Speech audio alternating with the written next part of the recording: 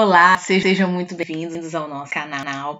Meu nome é Luana Passos e aqui no nosso canal a gente conversa um pouquinho sobre ciências sociais e ciências sociais aplicadas. Na aula de hoje nós vamos continuar os nossos estudos, as nossas reflexões sobre o tema cultura, com uma reflexão sobre o tema indústria cultural, meios de comunicação de massa. Então, se você está estudando para o Enem, não deixe de assistir até o final essa aula. Nós vamos falar um pouquinho sobre esses conceitos de uma forma bem leve, bem rápida, e no final nós vamos responder 2 questões de Enem. Então acompanhe a gente aqui no canal, não deixe de assistir o vídeo até o final, tá bom? Mas antes de a gente começar essas nossas reflexões, eu vou pedir para você também se inscrever, curtir, compartilhar com quem estiver precisando desse conteúdo e principalmente ativar as notificações, pois só assim você vai saber das aulas que eu vou postar aqui, que eu estou postando uma sequência de aulas de sociologia para o ensino médio e vai ajudar a gente também a continuar com esse trabalho, tá bom? Quanto mais pessoas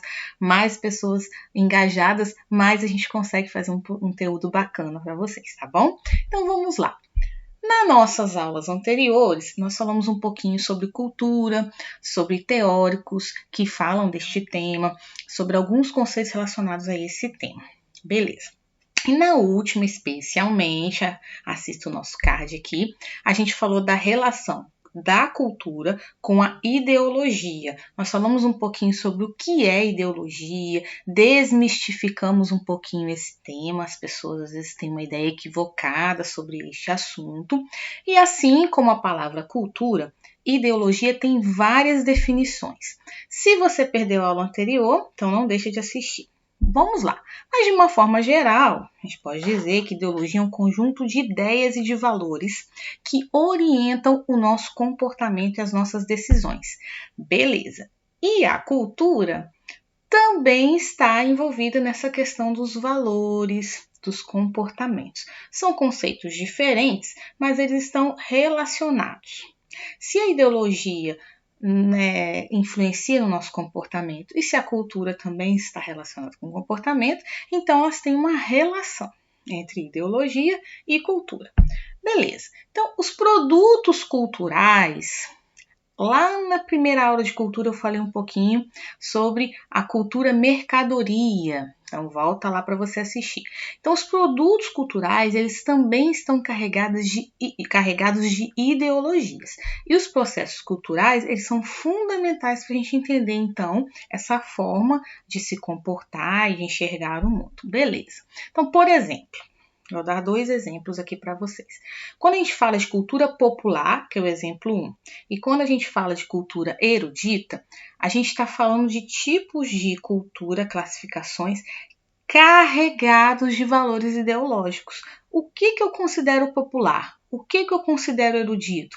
Está cheio de valores aí envolvidos, de hierarquias que a sociedade dá, de status, daquilo que é mais valorizado, daquilo que é menos valorizado, do valor acadêmico, da questão financeira, uma série de valores envolvidos, então, no que eu vou considerar a cultura popular, que é muito importante e que muitas vezes, infelizmente, não é valorizada, e do que eu vou considerar como cultura erudita, que também tem sua importância, mas muitas vezes é utilizada como forma de classificação e de vamos dizer assim, de exclusão de algumas pessoas, ok?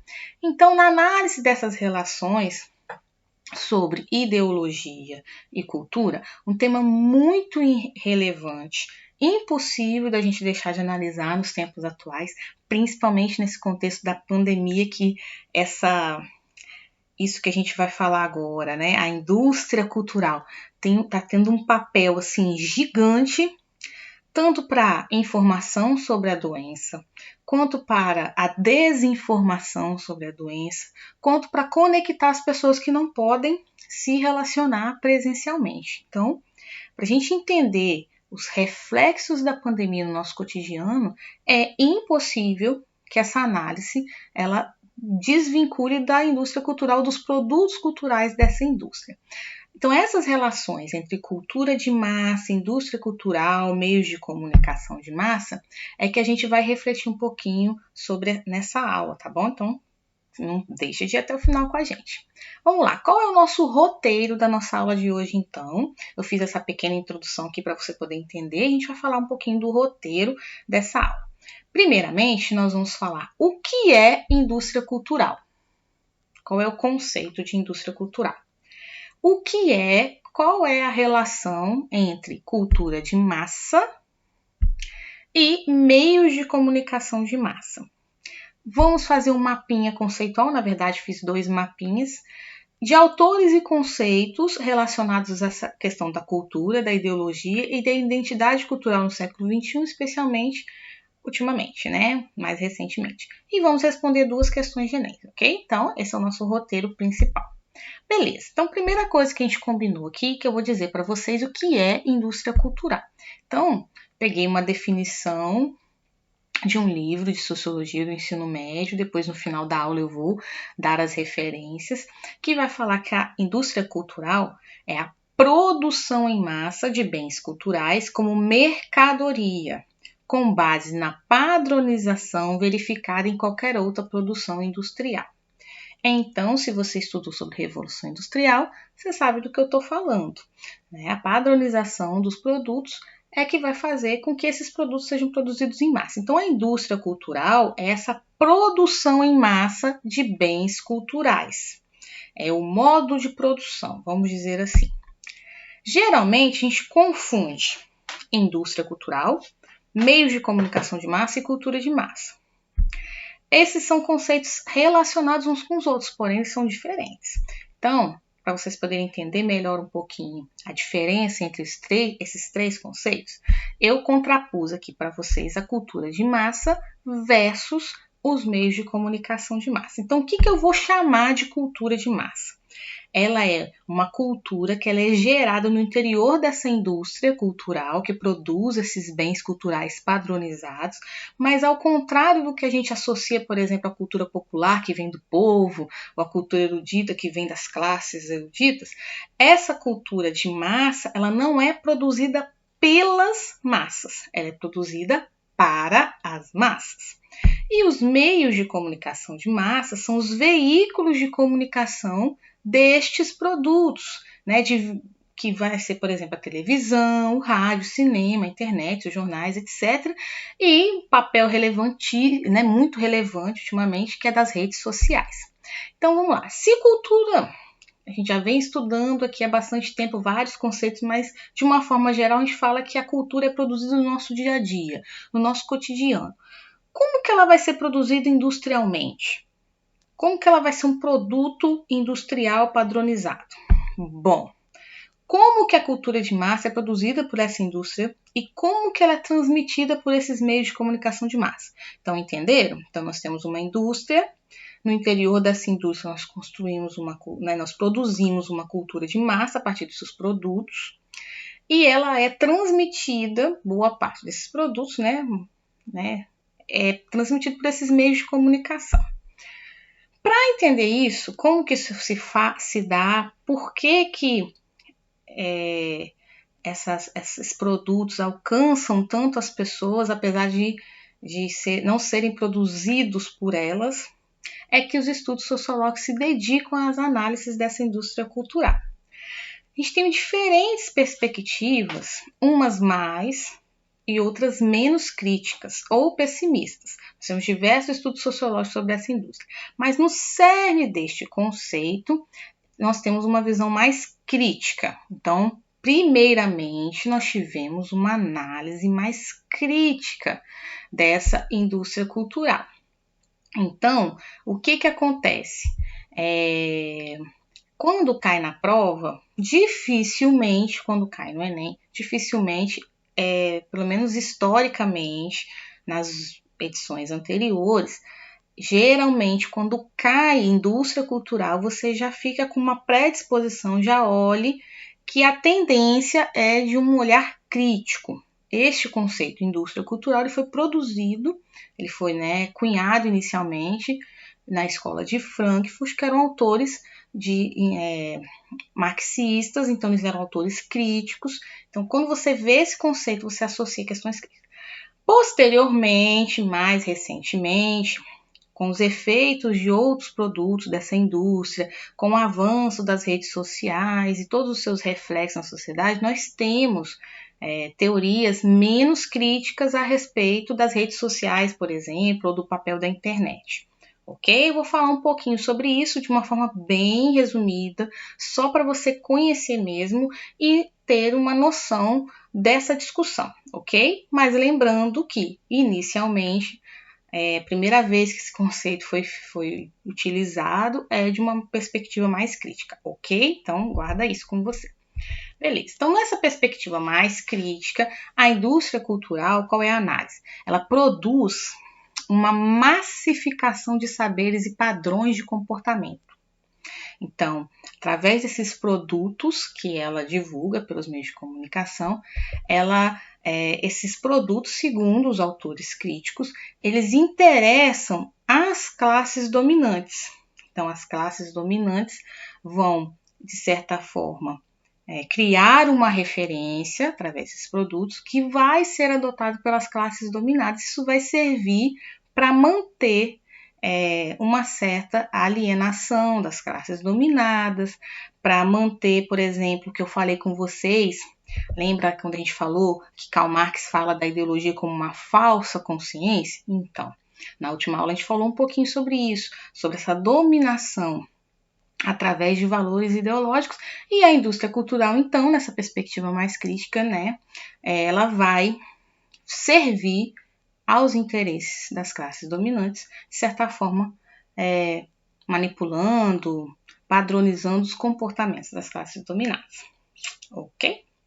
Bom, já na perspectiva mais otimista, mais recente, alguns teóricos, por exemplo, vão ver essa expansão das redes sociais também como uma possibilidade de gerar novos exercícios de cidadania, como uma resistência aos padrões dominantes, como uma voz a alguns grupos que não teriam. Então, as redes sociais sim vão servir como instrumentos de dominação, mas também a gente vai ter perspectivas que vão analisar o alcance dessas redes, as possibilidades de cyberativismo, por exemplo, quando a gente fala de movimentos sociais, o alcance das redes faz com que certos movimentos tenham maior amplitude.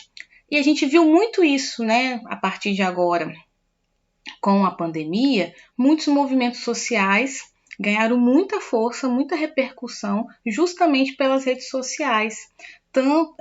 Principalmente os movimentos ultimamente contra o racismo, contra a homofobia. Então, a gente tem, sim, possibilidades positivas, depende do uso que a gente faz. Mas não podemos esquecer dessa perspectiva crítica, porque a indústria ela é muito maior do que a ação individual.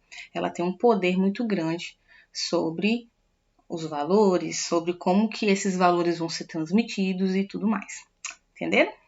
Bom, então vamos ver de uma forma bem sucinta no mapinha que eu montei para vocês terem essa noção, como que isso se dá, né? Então, nós temos aqui 4 tipos de perspectivas que a gente pode dizer que estão relacionados com a cultura, ideologia e identidade cultural no século XXI. Por que eu não coloquei indústria cultural aí? Porque a indústria cultural a gente já entendeu que ela cada vez mais ganha força, ela produz muitas coisas, ela tem os seus instrumentos de propagação dos seus valores, mas tudo isso vai influenciar numa identidade cultural que ela é muito mediada por esses produtos, pelas redes sociais, tá bom? Então, de uma maneira geral, quando a gente fala de indústria cultural, a gente fala de cultura, a gente fala de ideologia e a gente fala de identidade cultural. Tá bom? Então, na perspectiva do poder e dominação, que é o que a gente já estava falando aqui dessa perspectiva mais crítica, nós vamos ter, então, a Escola de Frankfurt com diversos autores, os principais expoentes, o Theodor Adorno e Max Horkheimer. A gente não vai nessa aula se estender sobre a teoria de cada um, sobre os livros de cada um, tá bom? A gente quer só dar um panorama mesmo para vocês. Sobre sociedade da informação, nós temos, por exemplo, o Manuel Castells, que vai enxergar, então, essas relações da cultura, da ideologia, um novo momento da sociedade, que é a sociedade da informação, baseada, então, nesses meios de comunicação de massa e tudo mais. Vou falar um pouquinho melhor daqui a pouco. E a cybercultura é uma perspectiva bem positiva dos efeitos desses meios de comunicação de massa, que é o Pierre Levy. E também no que a gente diz sobre a identidade cultural, nós temos o conceito de tribo urbana do Michel Maffezoli. Então aqui eu apresentei para vocês esses principais e eu vou falar um pouquinho melhor sobre eles. Então no próximo mapinha, quando a gente fala de cultura, ideologia e identidade, essas perspectivas de análise, quando a gente fala de poder e dominação, a gente fala então de Adorno e Horkheimer e que é, vamos dizer assim, um resuminho que eu elaborei aqui para vocês sobre eles. O que seria então essa indústria cultural para Adorno e Horkheimer? Seria um conjunto de empresas ligadas aos veículos de comunicação como rádio, TV, internet, controladas pela classe dominante, que ao criar produtos de massa promovem a planificação e mercantilização da cultura. O Walter Benjamin, que é um dos autores da Escola de Frankfurt também, vai falar, por exemplo, da perca da alma da cultura, a partir desses produtos que são produtos culturais em massa. Ok. Numa perspectiva, então, de sociedade da informação, esse termo criado aí pelo Manuel Castells, como que ele vai enxergar essa sociedade da informação? O que é essa sociedade da informação? São as transformações sofridas pelas sociedades contemporâneas graças aos impactos da revolução digital, influenciando comportamentos e hábitos de consumo. Então, esses comportamentos e os hábitos vão ser influenciados decisivamente pela revolução digital, pelas redes sociais, pela internet e tudo mais. Quando a gente fala de cybercultura, que é esse conceito do Pierre Levy, ele vai enxergar, então, que essa propagação das redes sociais online pode transformar as relações culturais e políticas, gerando novos modos de exercício da cidadania e da democracia, que foi o que eu disse para vocês sobre os movimentos sociais. E, por fim, o conceito de tribos urbanas, mais relacionado com a questão de identidade, do Michel Maffezoli, que é o quê? Grupos identitários que questionam os padrões de comportamento e a expressão cultural dominantes. São geralmente grupos formados por jovens que se identificam por valores que são compartilhados e, no geral, eles se opõem a uma cultura dominante, mas, de qualquer forma, são influenciados pela indústria cultural e pelos meios de comunicação de massa. Ok? Bom, deu para ter uma ideia mais ou menos.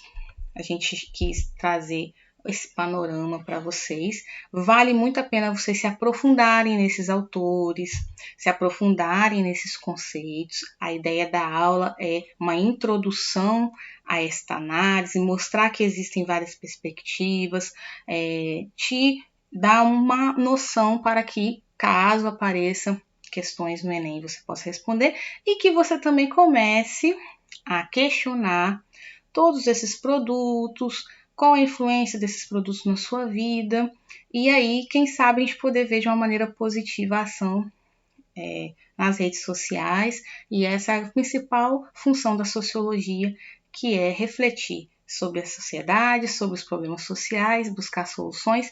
Então, quanto mais a gente fala disso, mais informado a gente fica, mais crítico a gente fica, isso é muito importante para a convivência de todos, não é isso? Independente até do Enem, ok? Mas vamos para nossas questões do Enem, para a gente poder encerrar a nossa aula de hoje.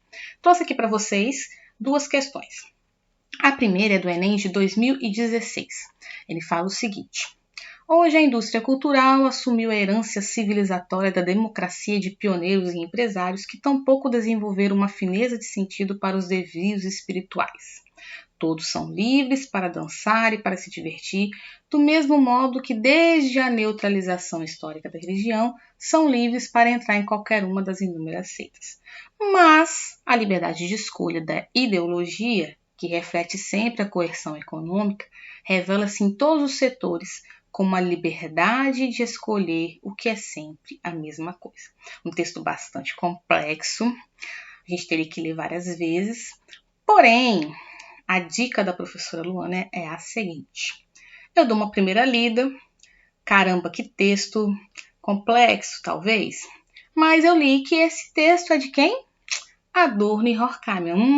Eu assisti a aula da professora Luana e eu vi que o Adorno e Horkheimer criaram o conceito de indústria cultural. E eu sei que o conceito de indústria cultural ele faz uma crítica a tudo que está relacionado a essa indústria. Então já vou com esse olhar crítico para o enunciado da questão. O que o enunciado nos pede? Ele fala assim: a liberdade de escolha na civilização ocidental, de acordo com a análise do texto, é bom. Essa liberdade de escolha, eu já sei que ele está fazendo uma crítica. Eu volto falando, que parte do texto fala disso? O finalzinho ele fala assim, mais a liberdade de escolha da ideologia, que reflete sempre a coerção econômica. O que é coerção econômica? O poder econômico que pressiona os indivíduos, revela-se em todos os setores, como a liberdade de escolher o que é sempre a mesma coisa, ou seja, uma liberdade que não existe se eu escolho sempre a mesma coisa, não é verdade? Então, essa liberdade de escolher é um legado social, uma coisa boa? Não.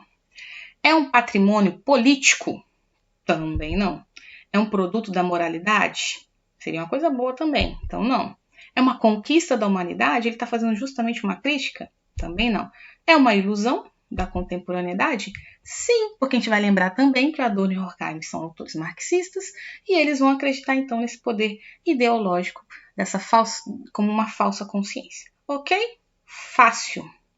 Se você lê o texto e você nunca estudou sobre indústria cultural, você vai ficar perdido. Mas se você tem uma noção de indústria cultural, sacou ali quem é que escreveu o texto e leu, você vai ver que é muito fácil de responder. Segunda questão. Nós temos aqui uma charge. Eu vou ler para vocês, né? Tem uma pessoa no confessionário, então a gente faz uma leitura dessa charge. E aí ele fala assim, padre, eu pequei. E o padre do outro lado do confessionário, ele tá com um computador, escrito Facebook na tela, e ele fala assim, eu já sabia. Então, a partir do momento que eu analiso a charge, eu sei que é uma charge crítica, que está analisando então essa falta de privacidade. Eu não li nada ainda, mas eu já sei que antes mesmo da pessoa se confessar para o padre já sabia. Então, ele não tem uma privacidade que ele achou que tivesse. Então, vamos ao enunciado, desculpe. As redes sociais tornaram-se espaços importantes de relacionamento e comunicação. A charge apresenta o impacto da internet na vida dos indivíduos, quando faz referência a letra A, ampliação do poder dos clérigos no controle dos fiéis. O foco é no poder do padre, do clérigo? Não. O foco não é no poder do clérigo. Não está falando que o padre é mais poderoso do que outras pessoas, porque outras pessoas também têm acesso ao Facebook, ok? Bom, B, adequação dos ritos sacramentais ao cotidiano. Você pode até ficar com dúvida nesse daí, poxa, ele está usando o Facebook, mas é uma charge, é uma sátira, isso não acontece na vida real. Então, também não. Perda de privacidade em ambiente virtual? Sim, eu já tinha sacado isso antes de ler o enunciado. Reinterpretação da noção de pecado? Ele não fala disso também. E a letra E, modernização das instituições religiosas, também lembrando que é uma sátira, então a alternativa correta é a letra C. Ok? Espero que vocês tenham gostado. Estão aí as nossas referências. Eu usei o livro de Sociologia do Ensino Médio, Sociologia em Movimento, para falar dos conceitos, dos autores. Nesse livro, é o capítulo 3, quem tiver o livro, leia, porque vai estar muito mais explicado, detalhado. Espero que eu tenha ajudado vocês a entender um pouco melhor, a relembrar quem já sabia, a fazer uma revisão, a quem não sabia ter essa noção introdutória. Estaremos sempre aqui buscando auxiliá-los. O nosso canal não vai falar só sobre sociologia, mas nesse primeiro momento a gente está se dedicando às noções introdutórias da sociologia. Então não deixa de curtir, de compartilhar, de nos seguir e muito obrigado. Te aguardo na próxima aula. Até lá!